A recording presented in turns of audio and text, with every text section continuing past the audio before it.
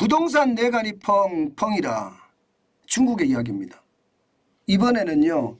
중국 최대 부동산 업체 비구이 위안이 컨트리 가든이죠. 디폴트를 선언을 했습니다. 채무 불이행. 돈 못 갚겠다 이거죠. 돈 못 갚겠다.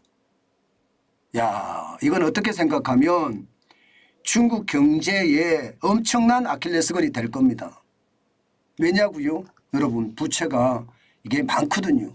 보시는 것처럼 시작은 달러채 액면가 10억 달러에 대해서 미상환 이자 2,250만 달러. 이게 2023년 9월 17일에 이런 일이 있었거든요.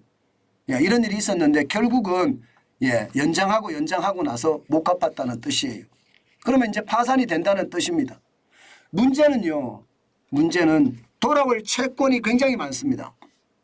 돌아올 채권이 보시면 지금 굉장히 많은데 달러 채권 자체가 10월 27일에 4천만 달러, 11월 7일에 4,876만 달러, 11월 8일에 1,788만 달러. 이렇게 쭉 계산을 해보면요. 내년까지 적어도 말입니다.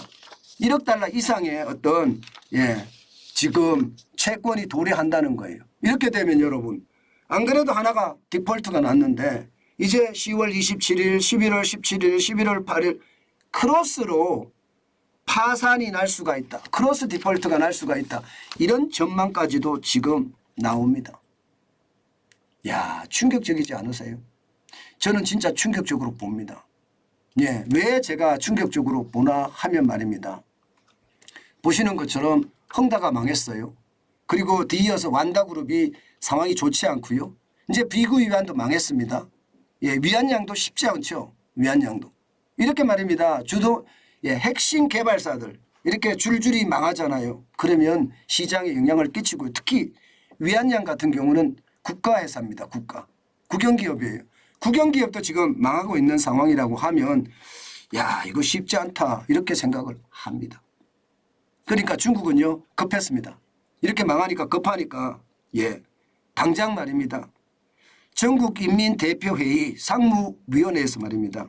4분기에 1조 위안 우리 돈으로 184조입니다. 국채를 추가 발행하겠다. 그래서 지방 정부에 대한 지원을 하겠다 이렇게 이야기하거든요. 184조 원을. 그런데 과연 막아낼 수 있을까? 쉽지 않을 겁니다. 지방정부의 부채가 정확히 얼마인지 중국 정부도 정확히 꿰뚫고 있지 못하다는 이야기가 있습니다. 그러면 이게 185조가 그냥 흘러들어가고 말 거예요. 그러면 중국의 상황은 더 어려워진다 이렇게 생각을 하거든요. 시진핑이 인민은행에 방문을 해가면서 185조를 푼다고 했는데 과연 이게 시장에서 제대로 풀릴 것인가? 거기에 대해서는 시장에서는 물음표를 답니다.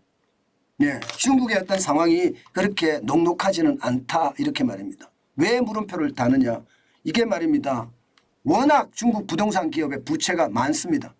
비구 위안만 하더라도 253조 원이거든요.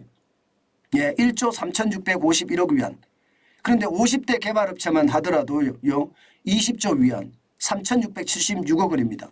여기에 전체 부동산 기업으로 따져가면요 100조 위안 정도 된다고 합니다. 그러면 1경 8,380조 원이 됩니다. 이거 어떻게 막겠습니까? 185조로 막는다고요? 쉽지 않아요.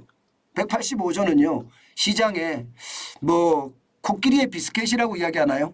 그 정도밖에 안 됩니다. 지금 워낙 부동산 부채가 심하기 때문에 이거 막기가 쉽지 않고요. 더 심각한 것은요. 외국인들이 다 빠져나갑니다. 외국인들이. 지금 보시다시피 비구이 위안에 채권 보유한다 데만 하더라도 블랙락이 미국의 헤지펀드 1등 회사예요. 거기가 3억 5,190만 달러를 투자했죠. HSBC, 알리안츠, 피델리티, UBS, JP모건 다 투자했습니다. 이제 이게 돈 다 회수하려고 들 거예요. 그런데 여기만 회수할까요?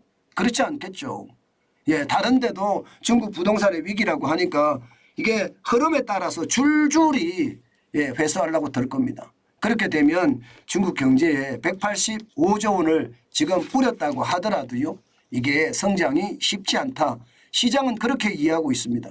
그만큼 말입니다. 중국 정부 5% 성장을 해야 되겠다. 5.5%는 못하더라도 5% 성장을 해야 되겠다. 그렇게 이야기를 하면서 지금 시장에 돈을 뿌리고 있는데 만약에 5%를 성장했다고 하더라도요.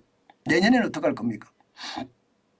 게다가 중국 정부의 재정 적자가 3.8%까지 늘어나거든요. 그렇게 됐을 때 중국 정부도요. 이게 자칫 잘못하면요. 돈이 없어서 국영기업들이 줄줄이 디폴트가 날 수도 있습니다. 저는 그래서 중국 경제가 지금 부채 주도 성장이었기 때문에 이것은 굉장히 앞으로 어려움이 따를 거다. 저는 그렇게 생각합니다. 그만큼 말입니다. 중국은 예의주시해야 되고요.